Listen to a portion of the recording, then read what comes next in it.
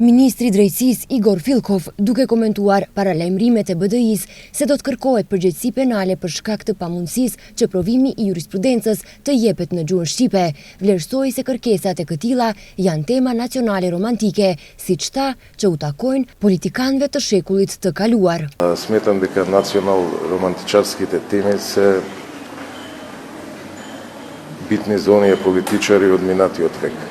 Vlerësoj se temat nacional romantike janë të rëndësishme për politikanët të shekullit të kaluar. Ne punojmë pastër dhe me vendosmëri për stabilitet, prosperitet dhe sundimin e së drejtës.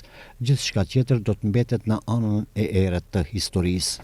Lidhur me deklaratën e liderit të lëvizjes Besa, Bilal Kasami, se ministri i drejtësisë mund të jetë në mesin e funksionerëve që mund të përfshihet në rikonstruimin e qeverisë, Filkovi tha se sundimi i së drejtës vlen për të gjithë.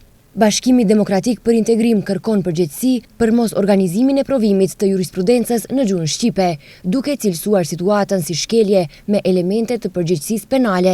Partia vlerëson se mohimi i kësaj të drejte krijon klim përjashtuese dhe dëmton barazin. BDI bën thirrje inspektoratit dhe prokurorisë të veprojnë, si dhe kërkon përgjegjësi penale për ministrin e drejtësisë.